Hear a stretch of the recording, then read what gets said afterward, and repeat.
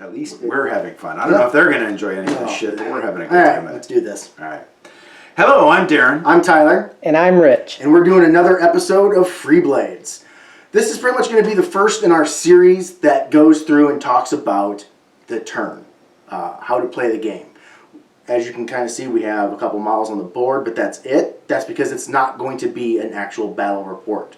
We're going to go through, today, we're going to go through how you create your force, how you determine what scenario you're going to do, and we're going to go over the events phase. So going into it, you first have to pick your force. Unfortunately, in most games, you can't see what your board is going to look like and then make your force to match it. So you got to come with your force prepared beforehand. Luckily, if you buy one of the starter sets, you're already set at 150 gold coins. Gold rounds. What's it called? Gold rounds. Points. The requirements, for all you 40k guys and other things, the force org chart you have is you need to have one leader. This can be the leader that's in the unit, or you can promote somebody, but for your first game, just take the leader that's normally there. You can have up to one caster, and then you can have, at 150 points, you can get another 2 heroes and 2 followers. Now, up to 250, you can have 4 heroes in total, aside from your leader and your caster. If your caster turns into your leader, you can take it up to 5 heroes then. You are not limited in the number of followers, except you do have to keep to the whole no more than 18 models in your Freeband, and followers are not all that great. Followers follow. Followers follow, the heroes are supposed to lead. So going with that, once you show up, you got to determine what scenario you're going to do. That's really fairly easy. There is a chart in the Living Rulebook. You will more or less pick if you want a standard or club scenario. The club scenario is more of when you have multiple people. Let's say you've got 3 people.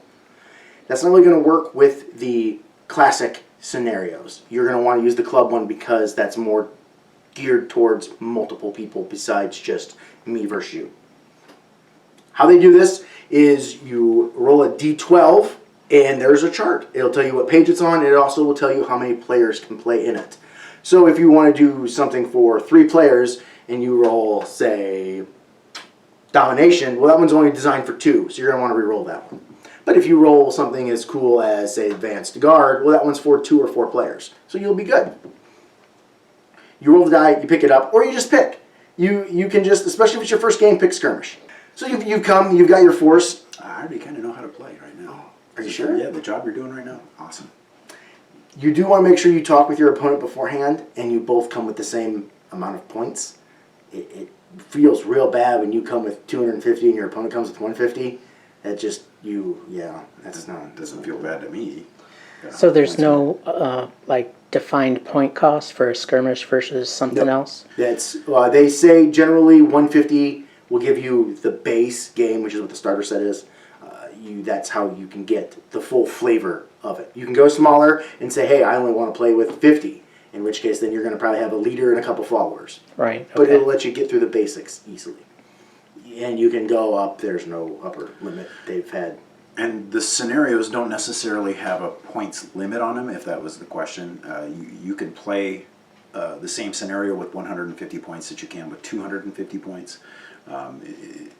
It's not limiting. It's not. There are some scenarios that do have a minimum requirement.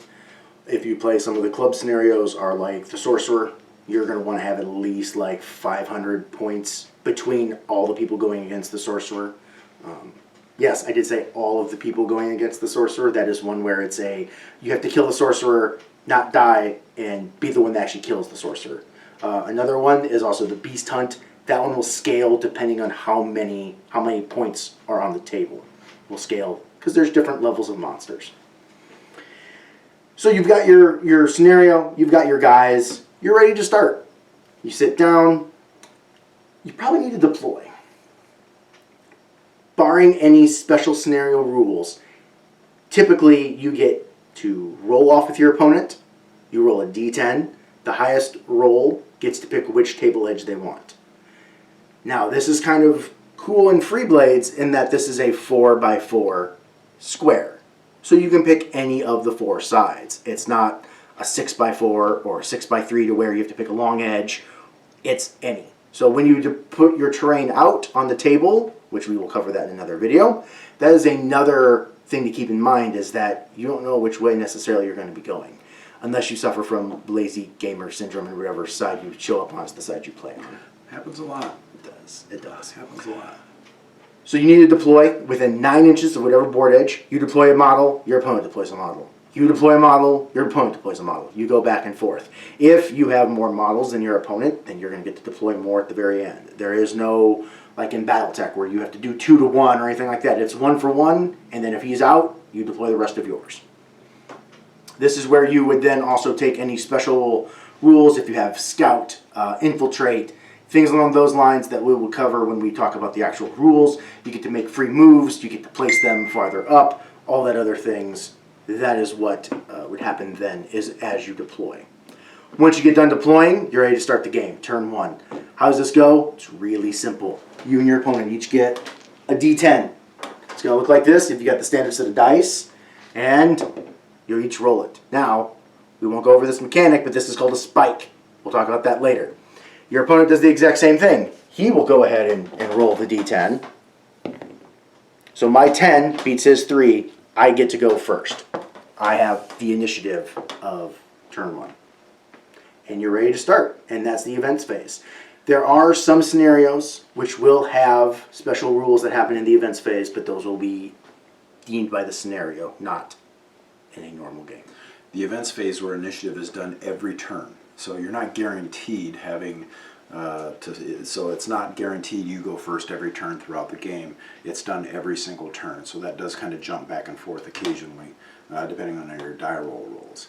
There is one faction, the Valkyrans, who actually can choose what die they want to roll, D8, D12 also, and that helps them a little bit tactically, so then they can decide if they want a better chance of going last or better chance of going first, depending on what's going on in the game. And they can change it per turn. Yeah. So if they on turn 1 pick, hey, I don't want to go first because I don't want to get into bow range early, or I want to see what my opponent does so I can counter that, they can say a D8 on turn 1, they can say a D8 on turn 2, and then now turn 3 when the stuff's going to hit the fan, they're like, oh, I'm going up to my D12 now because I want to go first to get these charges off, or I want to be able to stop you from doing X, Y, Z. So they get the choice, they get the flexibility of picking their die roll. Yeah, for a better chance. You can still roll low with the D12. There's still a 1 Yeah, on there's every still- die. there's Every still die has a one 1 and a every 2 die. on it. Yeah, So I can prove that. Yeah. So that's it for the events phase, getting your stuff together and getting on the table.